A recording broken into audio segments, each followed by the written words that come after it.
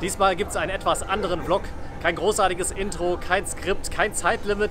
Einfach nur das echte Indonesien. Hier vorne liegt es, nämlich Java. Dafür müssen wir aber erstmal Bali verlassen.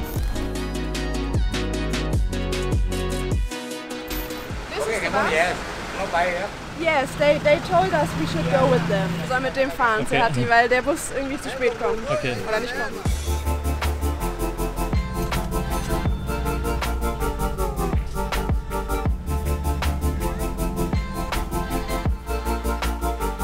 We need to go to Katapang. Yes, this is one way to Ketapang. So I buy your ticket and you pay on me. Okay. Thank you very Okay. much. You're Okay, welcome. terima kasih. Have a Sampai nice ketemu day. lagi. Bye bye. You too, bye-bye.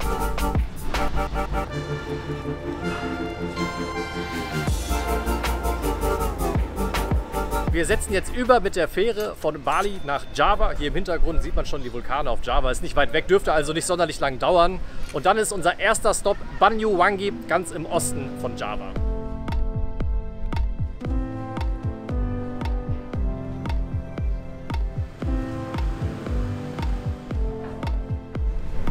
Willkommen auf Java. Yeah, the Grab is red zone, so they cannot come in. Just follow the step Okay. straight. Ask the people Balai Desa. How many days in Java? I think 10 days. 10, 11 days, yeah. So all the way from here to Yogyakarta. Okay, that's the plan. Okay, bye bye. Okay, terima kasih. Because you waited. Thank you. Okay, okay, sampai bertemu lagi. Bye bye. Bye-bye.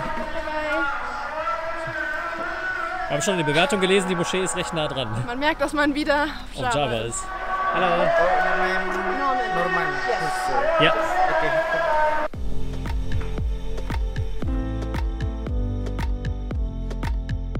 Unsere Bleibe hier für die nächsten beiden Nächte. Schöne Anlage, großes Zimmer, Name und Preis blende ich hier unten mal ein. Wobei Bleibe für die Nacht muss man auf jeden Fall ein große Anführungszeichen setzen. Wieso das? Dazu gleich beim Essen mehr.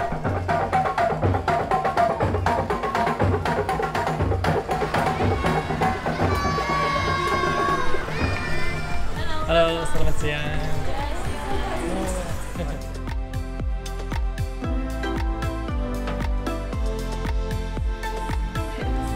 Terima kasih. so much.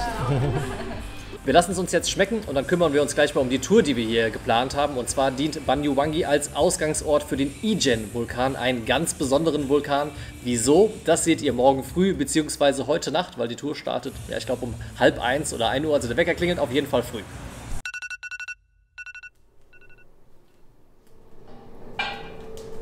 Selamat pagi. Ich weiß nicht, ob man um 11:45 Guten Morgen sagen kann. Stimmt. Selamat malam. Also so früh sind wir, glaube ich, schon nie aufgestanden für eine Wanderung. Aber ich denke, es lohnt sich. Und die Frage ist, wieso müssen wir denn so früh aufstehen? Weil wir müssen noch vor Sonnenaufgang beim Mount Ijen sein, um das legendäre blaue Feuer zu sehen, was es nur zweimal auf der ganzen Welt gibt, unter anderem hier beim Mount Ijen. Und haben jetzt so 1,5 Stunden Fahrt vor uns und dann müssen wir ein bisschen wandern. Gasmasken und Stirnlampe. Hati.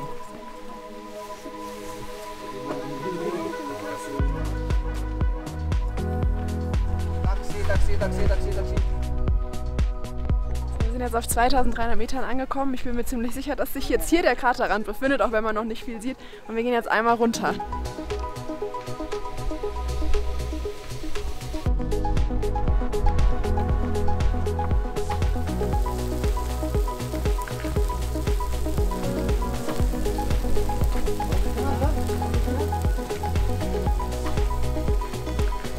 Okay, just close your eyes.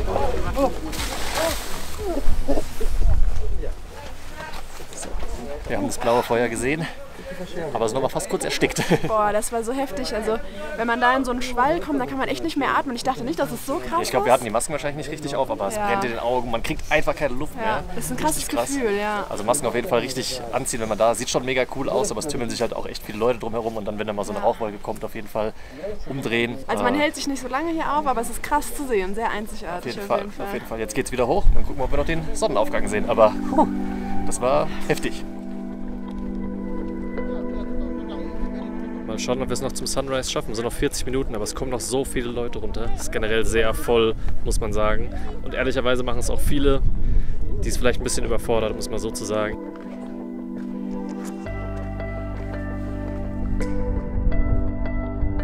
Hier ist es, das größte Säurefass der Welt, der Kratersee des Ijen. Und da, wo es so heftig raucht, da waren wir gerade unten, da ist das Blue Fire. Und hier wird dann auch Schwefel abgebaut, dazu aber später mehr, weil jetzt wird es erstmal Zeit für den Sunrise.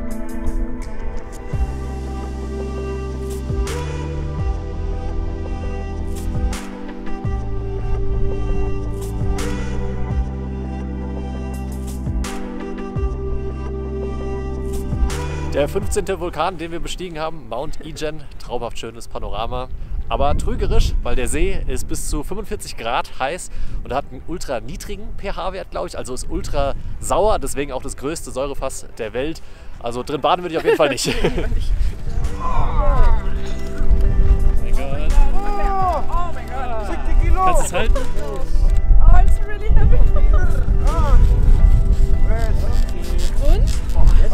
60 Kilo tragen die Minenarbeiter hier 200 Meter den Kraterrand hoch.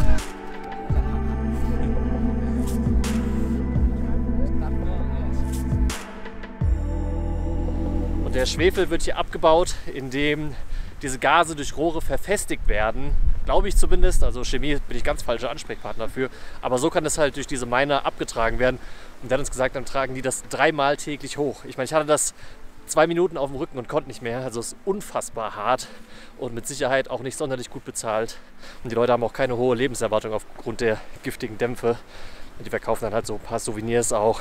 Und wenn man das mal hochhält, kann man ein kleines Trinkgeld geben. Das ist, glaube ich, so das Mindeste zumindest, was man hier machen kann. Das war auf jeden Fall eine krasse Erfahrung. Jetzt gehen wir so langsam zurück.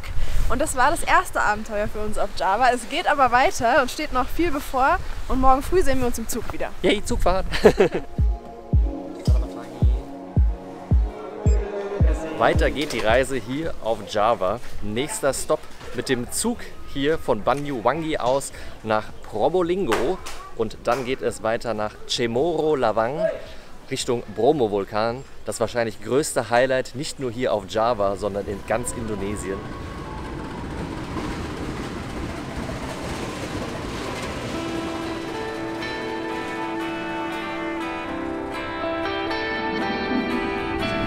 Abfahrt im Sri Tanjung 341 und immer wenn es geht, nutzen wir über Land die Bahn, weil es meistens relativ schnell ist vergleichsweise und auch ziemlich günstig. Ich blende mal den Preis für die Strecke hier ein. Und weil Horst Züge liebt. Und weil ich einfach sehr, sehr gerne Zug fahre. Ich weiß nicht, es ist einfach so entspannt, man hat so eine tolle Landschaft, man kann rausgucken, man sieht hier die Reisfelder, die Vulkane und so weiter. Es ist super relaxed. Es gibt ja auch einen Essenswagen, von daher ja, richtig coole Zug-Experience hier auf Java.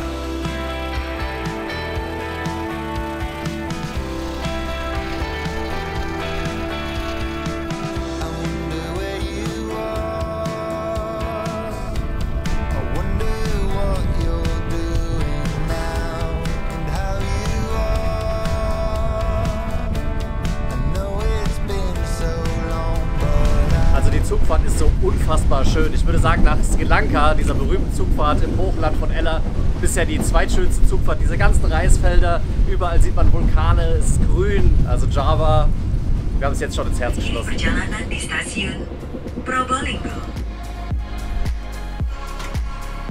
Das war jetzt der angenehme Teil der Reise. Über Probolinggo habe ich vorher wenig Gutes gelesen, aber es ist nun mal so der Hub, um nach Cemoro Lawang weiterzufahren. Wir müssen jetzt irgendwo hin, da fahren dann so Vans ab und ja, mal schauen, wird schon irgendwie klappen. You want to go to Cemoro Lawang, yeah? Okay, so Do you want maybe to share a taxi? Yeah, we can, yeah, of course. I mean, so 300 plus 300?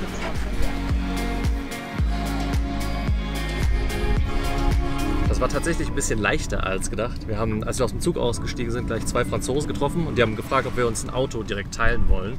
Und wir sind rausgelaufen, da kam gleich der erste, hat gemeint 300.000. Das haben wir jetzt gemacht, sonst hätte man noch so ein bisschen weiterfahren müssen. Und da gibt es dann so einen Sammelpunkt, wo diese Sammeltaxis losfahren. Aber da haben wir gedacht, komm, jetzt sind wir zu viert, teilen uns das. Und jetzt geht's auf 2300 Meter bis nach Cemoro Lawang.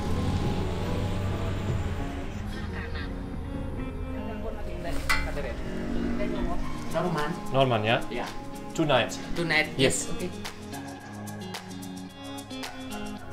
Das hier ist unsere Unterkunft in Chamorro Lawang, Warung Rizka mit Manchester United Bettwäsche. Aber ich glaube, die bekannteste Adresse hier ist das Café Lava Hostel. Da waren wir auch gerade schon zum Mittagessen. Und da waren wir tatsächlich schon mal vor 5 Jahren. Es kommen hier einige Erinnerungen hoch in Chamorro Lawang. Mit 2 Freunden war das damals unsere erste Indonesienreise.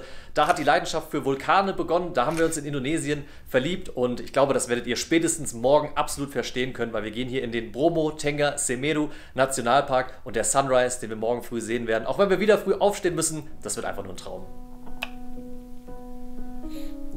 Good morning. 2:15, Zeit aufzustehen. Genau unsere Zeit auf jeden Fall. Und sich warm einzupacken vor allem. Es wird kalt. Wobei wir uns gar nicht beschweren dürfen, weil wir konnten jetzt schon so eine halbe, dreiviertel Stunde länger schlafen als ursprünglich gedacht, weil der erste Teil der Wanderung führt über einen asphaltierten Weg. Und wir haben ja mit unserer Unterkunft abgeklärt, dass wir das mit einem Rollertaxi machen, mit einem Ojek. Jetzt sind wir hier beim Seruni Viewpoint. Das wäre auch schon ein Punkt, um den Sonnenaufgang hier zu sehen. Aber wir waren da noch ein Stück weiter höher, zum sogenannten King Kong Hill. Keine Ahnung, wie lange es dauert und wo genau es ist, aber wir werden es schon finden. Also unser Tipp wäre, nicht ganz bis zum King Kong Hill hochzulaufen, weil der ist relativ voll. Und auf dem Weg dahin, also zwischen Seruni und King Kong Hill, werdet ihr, wenn ihr den Weg langlauft, ganz viele Spots an der linken Seite finden, weil da ist im Endeffekt halt die Aussicht, die man haben will. Das ist der perfekte Spot hier. Hier hat man einen guten Blick und es ist absolut niemand. Jetzt macht euch gefasst auf eins der krassesten Panoramas, die man meiner Meinung nach auf der Welt sehen kann.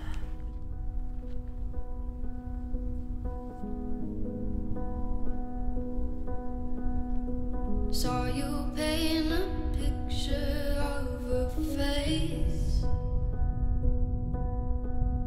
a face that wasn't even close to mine. I know I shouldn't be in love, but it's so hard to move on. You haven't changed, you stayed the same. Die Sonne ist jetzt inzwischen aufgegangen und es ist einfach so unglaublich schön wieder. Ich komme gar nicht darauf klar, dass es hier real ist. Ich glaube, wir haben euch nicht zu viel versprochen. Also diese Aussicht hier, es sieht nicht echt aus. Ja. Es sieht aus wie auf einem Gemälde und beim zweiten Mal ist es nicht weniger beeindruckend als beim ersten Mal. Und das Krasse ist einfach nur, ich meine, das ist die vielleicht bekannteste Sehenswürdigkeit auf Java, vielleicht sogar in ganz Indonesien. Stimmt, ja. Und hier stehen gerade 6 andere Leute und hier noch 2 andere. Also wir sind hier nicht mal zu 10 zwischen diesen beiden Viewpoints. Das also ist mehr oder weniger ein sehr, ganz sehr alleine. Guter Tipp. Also nicht zu den Viewpoints zu gehen, sondern einfach dazwischen stehen zu bleiben. Wir haben uns echt darauf eingestellt, dass es voll wird, aber es ist wunderschön und einfach so ruhig. I'd give you the world like I promised I would. Even though you wouldn't do the same. I'd give you the world like I promised I would. Even though you wouldn't do the same. Wir erkundigen uns jetzt hier gerade so ein bisschen in Chamorro Lawang, wie wir am besten in die Sea of Sand kommen, also in die Caldera, um auf den Bromo aufzusteigen. Da gibt es ganz viele verschiedene Möglichkeiten. Die günstigste ist einfach zu laufen. Das dauert ungefähr so eine Stunde. Da kann man sich jetzt auch einen der Jeeps nehmen. Wir sind jetzt ja fast alle schon wieder hier. Das kostet 400.000 pro Jeep. Das ist natürlich gut, wenn man sich das mit mehreren Personen teilen kann. Man kann sich aber auch einen Motocross oder einen Scooter hier leihen. Das kostet 300.000, traue ich mir aber bei den Sandverhältnissen da noch nicht so ganz zu. Oder man nimmt sich einen Motocross Ojek, so machen wir das jetzt. Das sind natürlich auch immer variable Preise und unser Tipp wäre, bucht es nicht direkt am Eingang, da stehen Fahrer, die haben uns aber einen teureren Preis genannt als hier einfach im Ort. Und dann kommt noch dazu der Eintritt für den Nationalpark, der kostet 220.000 und man kann das Ganze aber auch umgehen, indem man einen anderen Weg läuft, nicht durch den offiziellen Eingang, das muss dann im Endeffekt jeder für sich selber wissen.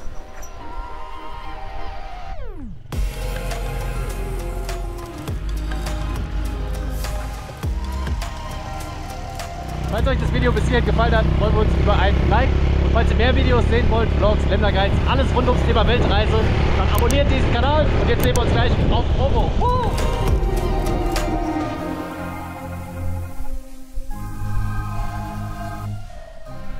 Abenteuerliche Fahrt auf jeden Fall durch den tiefen Vulkansand. Ob ich das alleine geschafft hätte oder mit Helden hinten drauf, weiß ich nicht. Habe ich mich nicht getraut. Aber ja, dafür sind wir jetzt fast schon am Bromo. Ihr seht hier hinten, man kann auch sonst ein Pferd nehmen, wenn man selber nicht laufen möchte. Aber ja, das kriegen wir hin. Das sollte nicht so schwer sein. 244 Stufen, ich habe gezählt.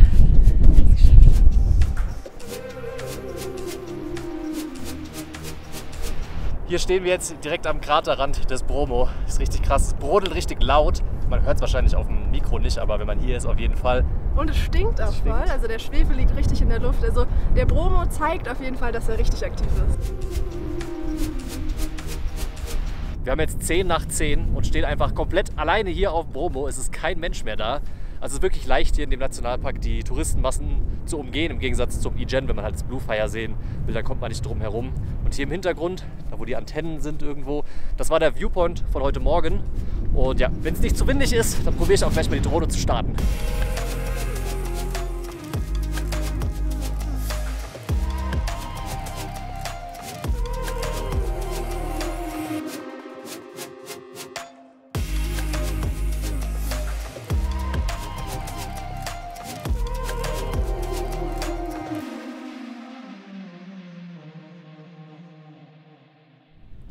Man kann den Vulkankrater natürlich auch entlang laufen. Ich glaube nicht einmal komplett drumherum, aber auf jeden Fall ein gutes Stück. Und das haben wir jetzt gemacht, sind jetzt nochmal an einem höheren Punkt. Ich glaube auf ungefähr 2300 Metern oder so. Und das ist halt krass, weil es natürlich keine Absperrung oder sowas gibt. Also man muss ein bisschen aufpassen, dass man nicht aus Versehen in den Bromo reinfällt.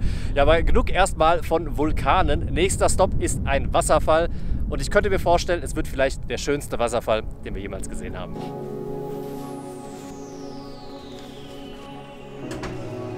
Selamat pagi. Selamat pagi. Es wird Zeit, Chamorro Lawang zu verlassen Richtung Tumpak Sewu Wasserfall. Der liegt hier im Süden und ist ein bisschen schwieriger zugänglich. Und da unser Visum auch bald ausläuft und wir ein bisschen unter Zeitdruck stehen, haben wir uns jetzt einen Fahrer organisieren lassen über die Unterkunft, die wir dort haben. Kostet 800.000 Rupien, also schon recht teuer und dauert irgendwas zwischen 3 und 5 Stunden.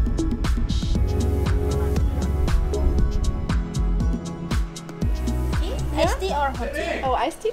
ist nur wichtig bei der Unterkunft, dass eine süße Katze da ist. Ne? Ja, hier gibt es sogar 3 süße Katzen. Das wäre das immer auch. Auf jeden Fall. 4,5 Stunden später sind wir angekommen hier im The Corner Homestay. Das liegt hier so ein bisschen irgendwo im Nirgendwo, also ist jetzt hier keine richtige Stadt, sondern die Unterkunft liegt einfach in der Nähe des Parkeingangs. Ich glaube, wir zahlen 14 € pro Nacht, das ist ein einfaches Doppelzimmer mit Fan. Und wir wurden schon hier ganz lieb begrüßt beim Begrüßungsgetränk und bringen jetzt mal so in Erfahrung, wie wir da morgen hinkommen, ob wir uns einen Roller mieten müssen, ob wir laufen können, welche Uhrzeit am besten ist und so weiter. Das Einzige, was ich weiß, ist, dass ich mal ein Bild vom Tumpak Sewu Wasserfall im Internet gesehen habe und mir dachte, da muss ich unbedingt hin und wir freuen uns mega, morgen ist es soweit. Banana Pancake um 7 Uhr morgens. Für uns schon fast ausschlafen jetzt, aber wir wollten halt früh los, weil man morgens die beste Sicht hat. Normalerweise, heute sieht es leider nicht so gut aus, aber wir machen uns gleich mal auf den Weg und hoffen das Beste.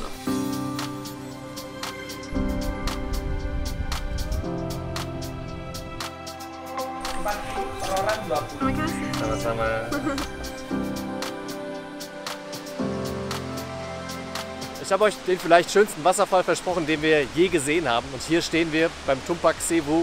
Leider sieht man nicht sonderlich viel davon, weil das Wetter heute echt schlecht ist. Also es ist auch im Wasserfall relativ bewölkt. Man sieht eigentlich die krassen Dimensionen dieses Wasserfalls überhaupt nicht. Und das Schöne ist eigentlich das Panorama, weil man sieht halt hier den Wasserfall mit dem Semeru im Hintergrund, dem 3600 Meter hohen Vulkan, den wir auch beim Bromo gesehen haben, quasi von der anderen Seite. Wir hoffen einfach auf besseres Wetter und nichtsdestotrotz ist es auch schon ziemlich beeindruckend.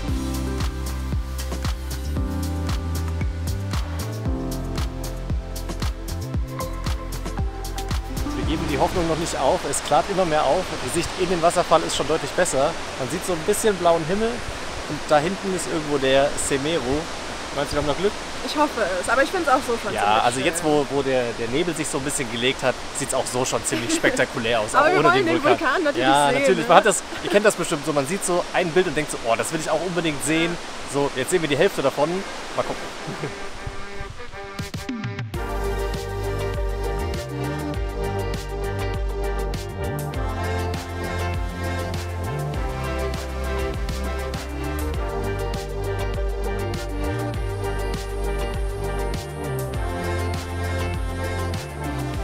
Jetzt werden die Trekking-Sandalen mal festgezogen, weil man kann hier auch den Wasserfall runterwandern. Also nicht direkt den Wasserfall, sondern es gibt so einen Wanderweg, der soll ziemlich nass und abenteuerlich sein. Deswegen kommt die Kamera weg, dafür gibt es gleich die GoPro.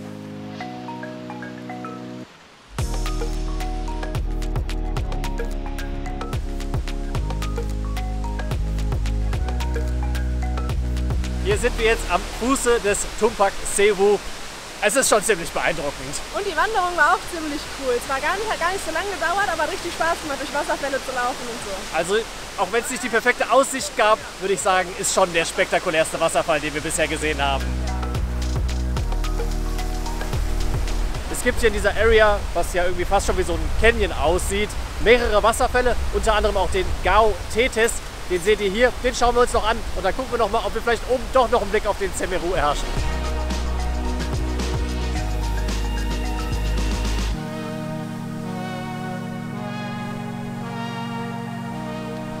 Wir sind zurück oben am Panorama Viewpoint und egal ob mit oder ohne Aussicht auf den Semeru, der Tumpak Sewu ist auf jeden Fall ein Abstecher wert. Und selbst jetzt am Ende der Trockenzeit seht ihr, also wir sind jetzt Ende Oktober hier, ist noch gut Wasser drin, also es lohnt sich wahrscheinlich auch zu jeder Jahreszeit und wahrscheinlich in der Regenzeit noch viel mehr als jetzt. Wir hatten jetzt nur so ein bisschen schlechtes Timing, also es war bis 8 Uhr relativ leer, dann kommen relativ viele Gruppen, also ich würde so sagen zwischen 8 und 10 ist es am vollsten.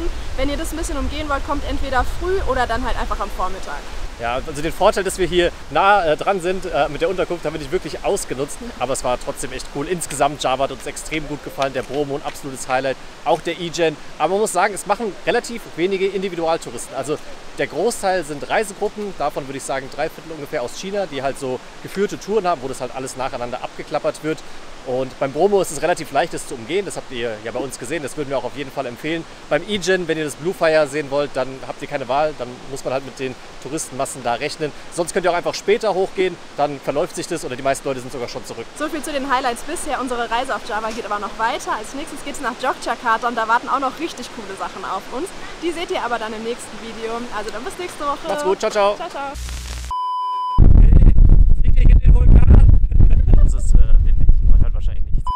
Die Frage ist, warum stehen wir? Die Frage ist, warum stehen wir alle? Die Frage ist, warum stehen wir in dieser...